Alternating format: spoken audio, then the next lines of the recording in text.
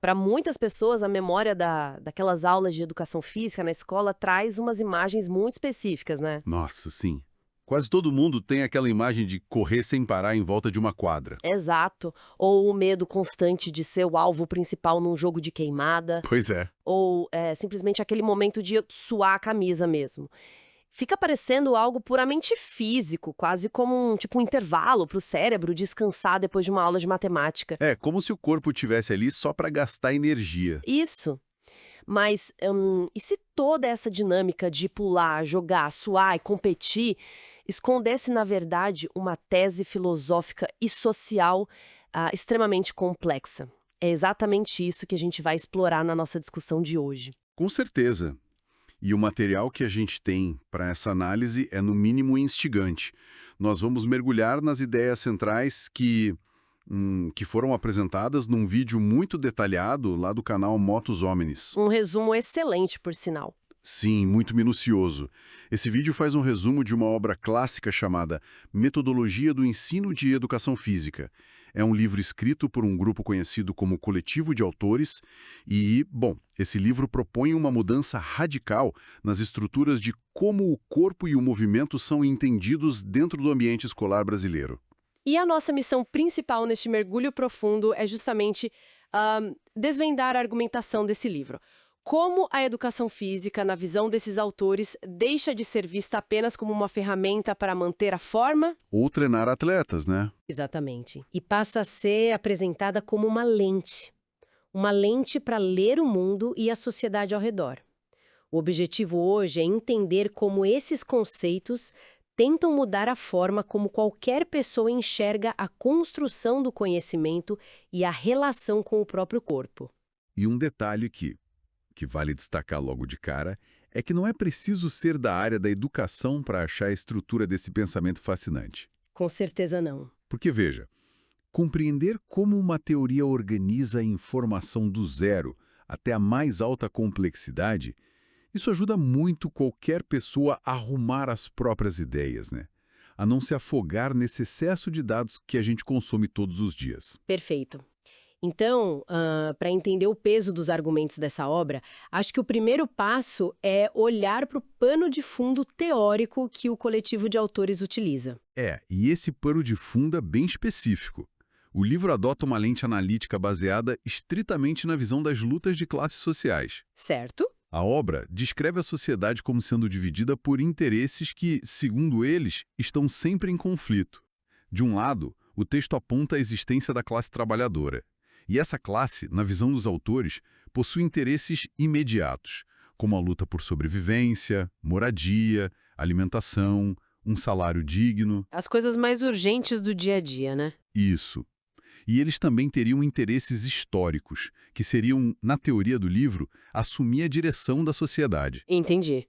E, bom, se de um lado o livro posiciona a classe trabalhadora lutando por essas questões de sobrevivência, imagino que a lente teórica deles coloque o outro lado num extremo bem diferente. Exatamente. O livro argumenta que, do outro lado desse conflito, está a classe proprietária. Os interesses imediatos dessa classe, na visão estrita da obra, seriam acumular riquezas, ampliar o consumo e proteger o patrimônio. E os históricos? Os interesses históricos dessa classe proprietária estariam focados em manter o poder, a posição privilegiada e o controle do Estado. O que a obra define ali como a manutenção da hegemonia. A manutenção do status quo. Isso. E toda a base argumentativa do livro é construída em cima dessa premissa, de que há um choque contínuo entre esses dois grupos. Certo. Vamos destrinchar isso por partes, porque é bastante coisa. O que toda essa teoria social macro, esse embate contínuo de classes que o livro descreve, o que isso tem a ver com a rotina de uma escola ou com o ensino de esportes numa quadra poliesportiva? A conexão que os autores fazem é bem direta, na verdade. O texto defende que, quando os conflitos entre essas classes se tornam mais intensos, a sociedade entra em crise. Tá. E é justamente do meio dessas crises que surgem novas pedagogias. Porque uma pedagogia, na sua essência, é uma teoria da educação que tenta lidar com a complexidade de uma prática social. Entendi. Então, quando o modelo atual não dá mais conta, ele quebra. Exato. Quando as explicações antigas e os métodos tradicionais já não convencem ou não refletem a realidade, o modelo entra em colapso. A resposta específica que o coletivo de autores traz para essa crise é o que eles batizaram de pedagogia crítico-superadora. Crítico superadora. É um nome de peso. O resumo detalha que essa nova forma de ensinar se sustenta em 3 pilares teóricos. Sim, 3 pilares bem claros. O primeiro é que ela deve ser diagnóstica, ou seja, exige que se faça uma leitura profunda da realidade e dos dados concretos de onde aquela escola está inserida. O segundo pilar é que ela é judicativa. O que já muda muita coisa. Sim, porque significa que ela rejeita a ideia de neutralidade, né? Ela julga a realidade a partir de uma ética que, segundo o livro, representa os interesses de uma classe. E, por fim, o terceiro pilar diz que ela é teleológica. E essa palavra teleológica, olha, é a chave para entender o resto do livro inteiro. É mesmo. Sim. Significa que a educação, nessa visão deles, busca um alvo, uma direção muito clara. Ela representa um projeto político-pedagógico intencional. Ela tem um fim em si mesma. Exato. É considerada política porque expressa a intenção clara de intervir na sociedade e a pedagógica porque estrutura a reflexão sobre como a ação de quem estuda pode ser guiada para esse fim. Fazendo uma analogia simples para quem está nos ouvindo, é como se os autores dissessem que a escola não pode ser apenas um armazém onde se despeja informação de forma aleatória na cabeça de estudantes. Com certeza, não? Na visão deles, a escola funciona como um mapa. E esse mapa tem um grande X vermelho mostrando exatamente onde se quer chegar. A pedagogia seria o caminho desenhado nesse mapa, refletindo essa intenção política. Essa é uma excelente forma de visualizar. E para fazer com que esse mapa funcione na prática, ali no dia a dia, o livro analisa a dinâmica curricular da escola. E eles dizem que o currículo normalmente se apoia em 3 polos. Quais seriam? O trato com o conhecimento, a organização escolar e a normatização. O trato com o conhecimento é a forma como o saber é selecionado e transmitido. A organização escolar é a estrutura crua mesmo. Tipo os horários, o tamanho das turmas? Isso, a quadra, os materiais disponíveis e a normatização envolve as regras do jogo, os padrões esperados e as avaliações.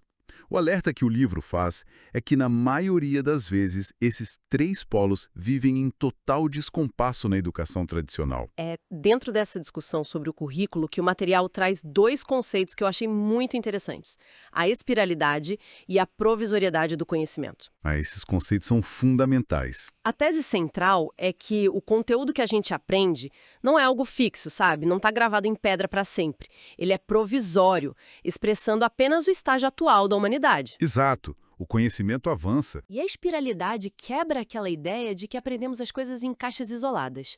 Aquelas caixas que a gente abre para fazer a prova e depois fecha e esquece. O ensino deve ser feito em espiral. Os temas voltam a aparecer ao longo dos anos, mas cada vez que a espiral dá uma volta, a compreensão se amplia e fica mais profunda. O que nos leva ao grande esquema de como a escola deveria organizar essa espiral na mente de quem aprende. A obra estrutura a educação escolar em 4 grandes ciclos de aprendizagem. Acompanhando o desenvolvimento das crianças, certo? Isso, tentando acompanhar a jornada cognitiva humana mesmo. O primeiro ciclo vai ali da pré-escola até a 3ª série. O livro descreve essa fase como possuidora de uma visão sincrética da realidade. Visão sincrética. É um mundo onde os dados são difusos e as experiências são puramente sensoriais. O aprendizado dá o seu primeiro grande salto de qualidade quando a criança finalmente começa a categorizar e classificar os objetos ao seu redor. Para traduzir essa visão sincrética para o nosso dia a dia, para quem está acompanhando a gente, é como uma criança pequena olhando para uma bola de basquete pela primeira vez. Perfeito. Ela não vê as regras de um esporte, ela não vê uma liga profissional, ela não pensa em pontuação. Ela vê apenas um objeto redondo, laranja, que quica e tem uma textura áspera. É pura informação sensorial e difusa. Exatamente. O salto qualitativo acontece quando ela entende algo como isso pertence à categoria de coisas que usamos para jogar. E aí passamos para o segundo ciclo do livro, que iria da 4ª à 6ª série, que eles chamam de iniciação à sistematização. Perfeito o seu exemplo. E nesse segundo ciclo, a mente de quem estuda começa a ter consciência da própria atividade mental. É o momento de confrontar os dados que existem na realidade com as representações que foram criadas na cabeça. O mundo interno e o externo começam a conversar. Isso. O grande salto cognitivo aqui é a capacidade de fazer generalizações. Voltando à sua bola de basquete, a criança já entende que a bola faz parte de um jogo com regras, e ela generaliza a ideia de esporte para outras coisas. Tá, faz sentido. E seguindo nessa espiral, entramos no terceiro ciclo, da 7ª à 8ª série, focado na ampliação. Aqui, o pensamento teórico toma a frente.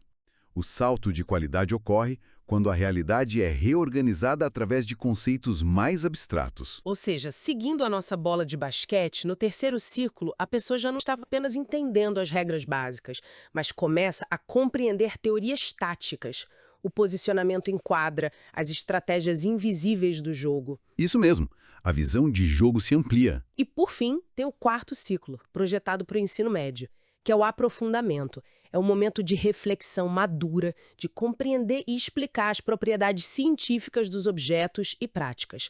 No nosso exemplo, seria entender a biomecânica de um arremesso perfeito ou a física por trás de como a bola quica no chão de madeira. É uma jornada muito bem estruturada. O que é fascinante na tese dos autores é como essa evolução cognitiva gradual se conecta à necessidade de uma visão de totalidade. Totalidade? Como assim? A obra argumenta que uma disciplina escolar só tem o direito de existir se o seu objeto de estudo for essencial para essa reflexão global sobre a sociedade. Se tirar aquela matéria do currículo prejudicar a compreensão do todo, então ela é válida e deve ficar. Entendi. E é nesse ponto que o livro propõe uma grande ruptura para a educação física. Mas o vídeo mostra que essa ruptura só pode ser entendida se a gente olhar para o retrovisor histórico, né? Com certeza. Sem a história, a gente não entende a crítica deles. O resumo do livro faz uma verdadeira viagem no tempo para explicar isso, mostrando uns dados históricos bem impressionantes. Na Europa dos séculos XVIII e XIX, a atividade física institucionalizada focava quase que exclusivamente em jogos de força, higiene, equitação. Tinha um propósito muito claro ali. Sim, o objetivo declarado daquela sociedade europeia capitalista em formação era forjar homens fisicamente fortes e ágeis para o trabalho pesado e para a guerra. E quando a gente olha para o Brasil no início do século XX, o cenário era puramente militarista. Os professores nas escolas eram literalmente instrutores militares exigindo marcha e postura dos alunos. Isso é muito louco de pensar hoje em dia. Pois é. E a história continua evoluindo, mas sempre com um foco muito utilitarista. Após a Segunda Guerra Mundial, o professor nas escolas assumiu uma figura quase idêntica à de um treinador esportivo. Era o chamado método desportivo generalizado, certo? Exatamente.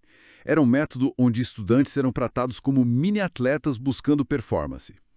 E aí, chegando na década de 70 no Brasil, dominou a chamada pedagogia tecnicista. E como era isso na prática? Era um modelo altamente mecânico, pautado na repetição pura, na eficiência técnica sem nenhuma reflexão, e que inclusive impunha a separação rígida das turmas por sexo, algo que era respaldado pela legislação da época, a Lei 6.940 de 71. É crucial entender essa retrospectiva histórica porque ela é o alvo da grande crítica do livro. Historicamente, toda a educação física foi voltada para o que os autores chamam de aptidão física. Aptidão nua e crua. Isso. Esse modelo antigo, segundo a análise da obra, valorizava acima de tudo a obediência, a hierarquia, o rendimento máximo e a competitividade extrema. A proposta da pedagogia crítico-superadora é abandonar por completo esse foco restrito na aptidão física. Parar de medir quem corre mais ou pula mais alto. Exato. E redirecionar as atenções para o conceito de cultura corporal. E a mudança de paradigma aqui é gigantesca. A cultura corporal não vê o corpo humano como uma mera máquina feita de músculos e alavancas ósseas.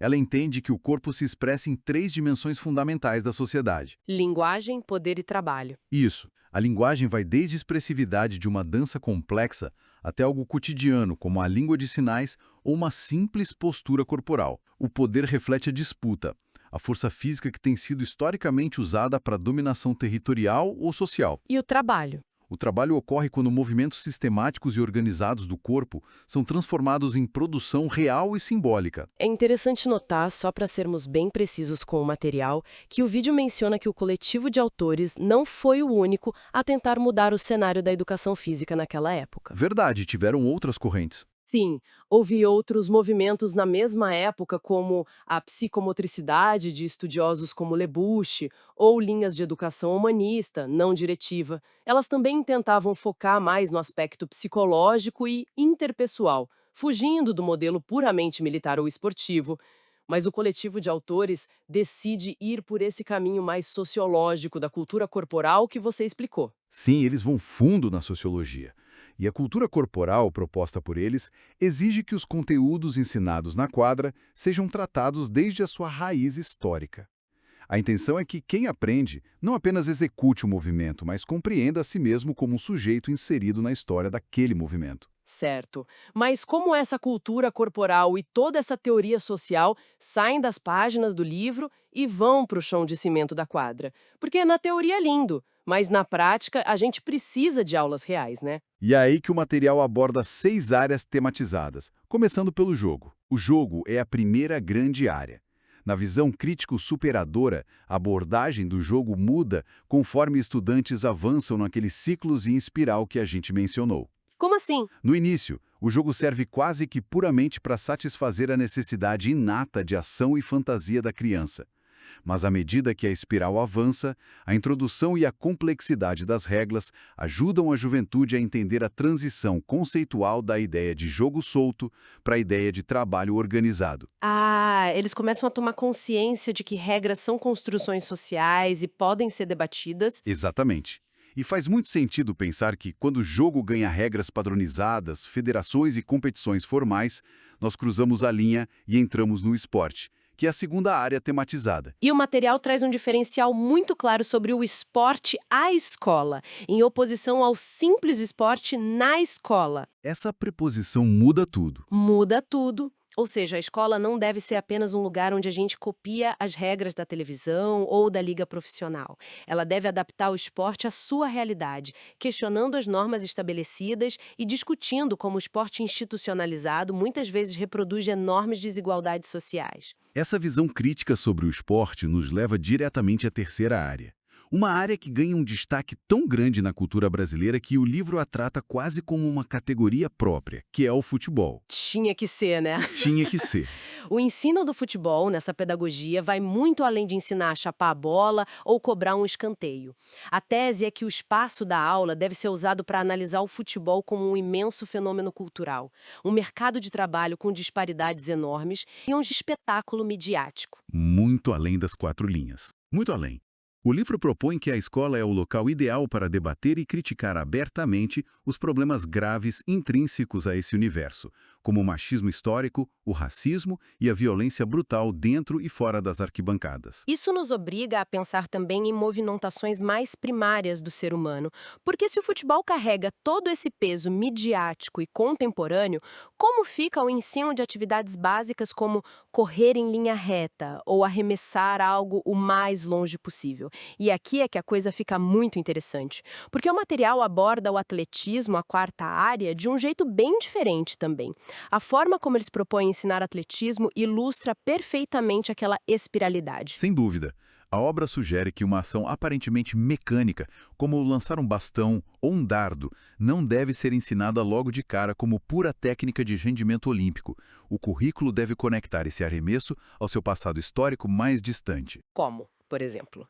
Relacionando a mecânica do lançamento às atividades práticas de sobrevivência dos povos indígenas, a caça, a defesa, isso confere um contexto humano e histórico muito profundo para um movimento que, de outra forma, seria só uma repetição mecânica vazia. E se o atletismo tem essa capacidade de resgatar histórias de sobrevivência, a quinta área, que é a ginástica, sempre pareceu sofrer com limitações muito mais práticas aqui no Brasil, né? Infelizmente, sim. A obra faz uma crítica forte ao fato de que, historicamente, a ginástica escolar no país ou se limitou àquela calistenia rígida, aquele 1, 2, 3, 4 de quartel, ou simplesmente foi ignorada sob a velha desculpa da falta de aparelhos nas escolas públicas. O que é uma realidade em muitas escolas. Sim. E a tese do livro é que a ginástica precisa superar essa barreira material. A proposta é explorar o domínio do corpo, começando com habilidades essenciais, como rolar no chão, saltar um obstáculo, se equilibrar nas séries iniciais e ir subindo a espiral até chegar à compreensão científica e artística da ginástica rítmica, quer haja um ginásio super equipado ou não. Dá para fazer com o corpo o que se tem à disposição. E a sexta e última área fecha esse ciclo de expressão corporal, que é a dança. A dança é fantástica nesse contexto. E o distanciamento do modelo tradicional fica muito evidente aqui. Em vez de focar o ensino na execução técnica, robótica e cronometrada de passos perfeitos, a prioridade da obra é o resgate das matrizes culturais brasileiras. O significado por trás do passo. Exato. Isso significa mergulhar nas origens das manifestações das culturas indígena, africana e europeia que formaram o país. A intenção pedagógica é encontrar um equilíbrio entre ensinar o rigor técnico do movimento e permitir que a emoção, o sentimento e a expressão corporal fluam. Muitas vezes usando a dança para abordar problemas sociopolíticos atuais. É uma estrutura muito meticulosa, que muda drasticamente a forma de encarar o ensino. Só que, pensa bem, tudo isso, por mais rico que pareça no papel, esbarra num obstáculo monumental e no grande terror de quase quem está na escola: a nota final no boletim. Ah, famigerada nota. Como é possível aplicar provas ou dar notas se o foco pedagógico não é mais cronometrar quem corre mais rápido ou medir quem pula mais alto? Esse é um dos pontos mais contundentes do livro. A obra faz uma crítica severa ao modelo tradicional de avaliação. Eles argumentam que a avaliação baseada estritamente em testes motores, aquele modelo esportivo, seletivo e focado na meritocracia, é um motor de discriminação e evasão escolar, e que isso afeta desproporcionalmente estudantes da classe trabalhadora. Por que exatamente? O argumento central é que exigir habilidades físicas padronizadas e idênticas de todos ignora uma realidade inescapável. Os corpos chegam à escola marcados por condições de vida, históricos de nutrição e experiências de lazer completamente diferentes. Não dá para comparar quem tem acesso a clube desde bebê com quem não tem. Na visão da obra, tentar padronizar a avaliação desses corpos diversos é, por definição, uma forma de exclusão. Então, naquele modelo antigo, o chamado fracasso escolar se resumia a alguém receber uma nota vermelha só porque não conseguia fazer, 30 abdominais num minuto, o que acabava afastando essa pessoa da atividade física para sempre. Exato. Criava um trauma. E para resolver isso, a nova avaliação proposta muda a função da nota. A nota não deve ser encarada como uma punição ou um ranking. Ela passa a adotar um foco dialógico e interativo. E como isso funciona? Segundo a teoria, a avaliação passa a ser apenas uma constatação do nível de aproximação que a turma conseguiu ter em relação ao extracurricular, ou seja, se entenderam a essência daquele projeto político-pedagógico. E o conceito de erro muda também. O erro deixa de ser tratado como uma falha inaceitável e passa a ser reconhecido como uma etapa natural e fundamental do próprio processo de aprendizagem. Para materializar essa ideia, o resumo do vídeo traz um exemplo prático muito revelador de como seria uma aula operando sobre essa pedagogia. O exemplo descreve uma aula de ginástica afro-brasileira abordando práticas como a capoeira, o frevo e o maculelê. Esse exemplo clareia muita coisa. Sim. A grande diferença é que a avaliação não é um teste surpresa no fim do mês. Ela acontece organicamente em todas as fases da aula. Visualizar a estrutura dessa aula ajuda demais a entender a teoria inteira. O professor começa com o que eles chamam de identificação. Em vez de chegar e impor um movimento, primeiro observa-se o que os estudantes já conhecem, viveram ou sentem sobre essas manifestações culturais específicas. Os dados da realidade são trazidos por quem está aprendendo. O diagnóstico que falamos no começo. Exatamente. Depois dessa troca inicial, vem a etapa prática, o ensino dos movimentos ginásticos que existem dentro dessas danças, como a mecânica de um salto no frevo ou de uma esquiva na capoeira. E a avaliação. E na finalização da aula, não tem ninguém com prancheta e cronômetro anotando pontos. O que acontece é uma roda de discussão onde o grupo compartilha o que foi absorvido teórica e fisicamente. O que demonstra que a avaliação ocorreu no início, durante e no fim da aula, avaliando tanto a execução motora quanto o nível de reflexão e envolvimento da turma. Muito interessante. E se a gente afastar um pouco a lente agora para conectar tudo isso ao cenário maior? A conclusão da tese do coletivo de autores é que a educação física não pode ser reduzida a métricas de força ou velocidade. Ela é apresentada como um movimento histórico contínuo. Isso me lembra a citação da Chauí que tem no material. Isso mesmo. O material cita conceitos da filósofa Marilena Chauí. O texto descreve que em qualquer processo educacional existem os momentos necessários para desestabilizar o que está posto, depois estruturar novas ideias, convencer a comunidade e, por fim, consolidar novas concepções. Essa pedagogia, de acordo com seus formuladores, busca fortalecer um ambiente democrático, onde cada indivíduo na escola é visto como um sujeito histórico em constante processo de humanização. É uma visão ampla. E o que isso significa na prática, no fim das contas, para quem está ouvindo? Se a lente dessa teoria nos ensina que todo movimento físico carrega um significado social profundo e que cada salto, jogo ou dança tem uma longa história de trabalho, linguagem e relações de poder por trás? Fica a pergunta de como a gente se move hoje, né? Exatamente. O que o nosso comportamento físico atual revela sobre a sociedade contemporânea. Pensemos na nossa rotina hoje. Vivemos em uma era onde os corpos estão cada vez mais sedentários, curvados sobre telas brilhantes de celulares por horas a fio, presos em escritórios estáticos e, em grande parte, totalmente desconectados da nossa própria cultura corporal expressiva. É uma constatação bem pesada. Sim. Se aplicarmos a lógica desse livro para os dias de hoje, o que essa nossa postura física encolhida e estática diz sobre o sistema e o mundo atual? Fica a provocação para todo mundo que acompanhou a gente. Será que os nossos corpos estão silenciosamente contando uma história que nós mesmos esquecemos como ler? Essa é, sem dúvida, uma provocação excelente. Compreender a dimensão histórica da linguagem do nosso próprio corpo talvez seja o primeiro passo necessário para reivindicar de forma mais consciente o nosso próprio espaço no mundo. Fica aí essa enorme reflexão para levarmos adiante. Esperamos que quem nos acompanha tenha achado essa jornada pelas estruturas do conhecimento tão instigante quanto nós achamos. Continuem questionando o que parece estabelecido, continuem prestando atenção aos movimentos ao redor e, acima de tudo, continuem aprendendo. Um abraço e até a nossa próxima análise.